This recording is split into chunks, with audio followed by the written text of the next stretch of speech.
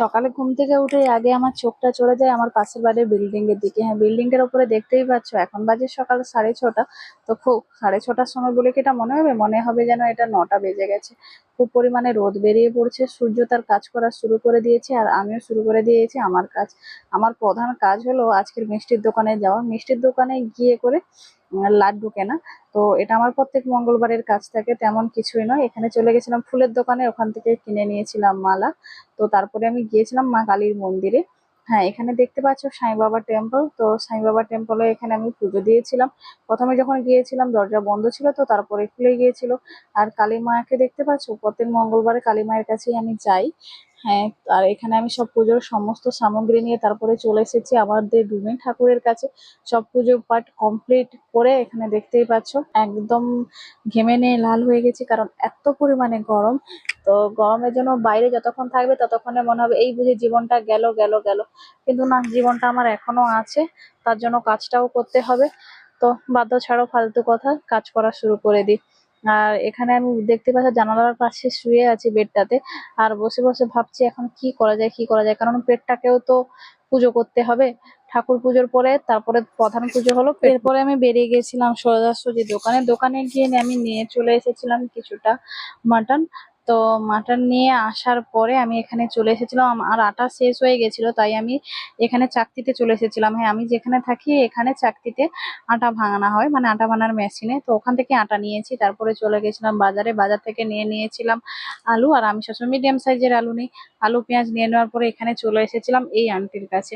এই আন্টির কাছে নিয়ে নিয়েছিলাম শাক, মানে কুমড়ি শাক। আচ্ছা বলতো, এই বয়সে যে এনারা বাজারে এত রোদে বসে বসে সবজি বিক্রি করছে, পারলে এনাদের কাছ থেকে কিছু না কিছু অবশ্যই কিনবেন। কারণ এই বয়সে যারা কাজ করতে বেরোয় তারা কখনো শখে বেরোয় না। যাই হোক, এটা যেটা দেখতে পাচ্ছ, এই আটাটা আমি এখনই কিনে এনেছিলাম, সেটাতে ডিব্বার মধ্যে ভালো করে রেখে দিয়েছি। আর এটার মধ্যে আমার আছে একটাতে ওটসের আটা, আর এটাতে তো এমনিই আছে, দেখতেই পেয়েছো। তারপরে ভাবলাম যে চলো, সবকিছু তো হয়ে গেছে, এখন বাজে প্রায় 10:30। এখন আমার ব্রেকফাস্ট করার টাইম। হ্যাঁ, আমার ব্রেকফাস্টটা 10:30টাতে হয়, তার জন্য এখানে দেখতে পাচ্ছ আমি এখন ম্যাঙ্গো লিচি দিয়ে একটা বানিয়ে নিয়েছিলাম, মিল্ক দিয়ে শেক মতো। তো ওটাই আমি আজকের ব্রেকফাস্টে খাবো। হ্যাঁ, আমার ব্রেকফাস্ট গুলো একটু মোটামুটি, খুব একটা হেভি থাকে না, তো এভাবেই চলে যায়। তো বসে বসে খাচ্ছি আর ভাবছি চলো, এখনো অনেক কাজ আছে। দুটোর মধ্যে আমাকে একদম ফ্রি হতে হবে, কারণ দুটোর পরে আমার ডিউটি। সেই কারণে যতটা তাড়াতাড়ি সম্ভব কাজটা করে নেওয়া যাক। আর সেই ভাবা আর সেই কাজ, আর খেতে এটা দুর্দান্ত ছিল। তোমরা পারলে অবশ্যই বানিয়ে খেও। আমি এটা আমার রান্নার যে চ্যানেল অহেতুক সেটাতে দিয়ে দিয়েছি, তোমরা গিয়ে একবার ভিজিট করে আসতেই পারো। আর এখানে লেগে গেছি কাজ করার জন্য। ওখানে আমি রান্নাটা অবশ্য বসিয়ে দিয়েছিলাম, তারপরে আমি এখানে ঘরের কাজ করতে বসে গেছি।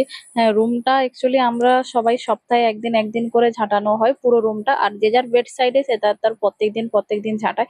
আর এখানে দেখতে পেয়েছো রুমটাতে ঝাঁটাতে লেগে গেছি, যেহেতু আমি আজকের এই জায়গাটাতে রান্না করছিলাম, তো এটা ওটা পরে একটু অপরিষ্কার হয়ে গেছিল, তাই সুন্দর করে ওটা পরিষ্কার করে দিয়েছিলাম। আর গেটের বাইরে গিয়ে সবকিছু ফেলে দিয়েছিলাম। এইসব করতে করতে মনে হচ্ছিল যে সংসার করা সত্যি কতটা চাপের, এইটুকু করেই শুধু নিজের দায়িত্ব সামলাতে পারছি না, অথচ মায়েদের কথা ভাবো তো। একা থেকে, এক সন্তান হোক দুই সন্তান হোক, সে স্বামী সবকিছুকে সামলাতে হচ্ছে। এখানে যে ওই আন্টির কাছ থেকে কমলি শাকটা নিয়ে এসেছিলাম, ওটার ভাজি করব। আর এখানে দেখতে পাচ্ছ আমার মাটনটা ফুটছে। আর সত্যি কথা বলতে কি, এই মাটনটা খাওয়ার সময় আমার মনটা খুব খারাপ হয়ে গেছিল আমার বাবার জন্য। কারণ বাবা মাটন খেতে খুব ভালোবাসে, যেহেতু গ্যাস্ট্রিক আলসার ধরা পড়েছে তাই খেতে পারে না ঠিকঠাক করে। মানে আমরাই খেতে দিই না বেশি, কারণ জানো তো গ্যাস্ট্রিক আলসারের সমস্যাতে মাটনটা খুব একটা বেশি দেওয়া যায় না, আর যদিও দেওয়া যায় সেটাকে এত রিচ ভাবে রান্না করেও দেওয়া যায় না। এখানে দেখতেই পাচ্ছ ভাত নিয়ে বসে পড়েছি, যেহেতু এখন দুপুরবেলা প্রায় 1:30 বাজে। ভাবলাম খাওয়া দাওয়াটা আগে সেরে নিই, তো এখানে আমি বসে পড়েছি খাওয়া দাওয়া করার জন্য। তোমাদের দুপুরের আজকের মেনু কি ছিল সেটা অবশ্যই জানাবে। বাঙালির পাতে মাংস পড়বে আর তাতে আলু থাকবে না, তা কি হতে পারে বলো তো? আলু ছাড়া তো বাঙালির একটা দিনও চলে না। তোমাদের কি চলে? তোমরা কি খুব আলু প্রিয়সী সেটা জানাবে। আমি যদিও আলু প্রিয়সী নয়, তবুও মাংসতে আলু না থাকলে আমার খাওয়া হবে না। মাংস চাই থাকুক না থাকুক, কিন্তু মাংসের আলুটা থাকতে হবে। কিন্তু অন্য তরকারির ক্ষেত্রে সেটা সম্পূর্ণ আলাদা। যাই হোক, কথা বলতে বলতে আমি এখানে খেয়েও নিচ্ছি। কারণ খাওয়া দাওয়াটা ফার্স্টলি দরকার, কারণ যতটা পরিমাণে পেটকে সুস্থ রাখতে পারবে ততই ভালো।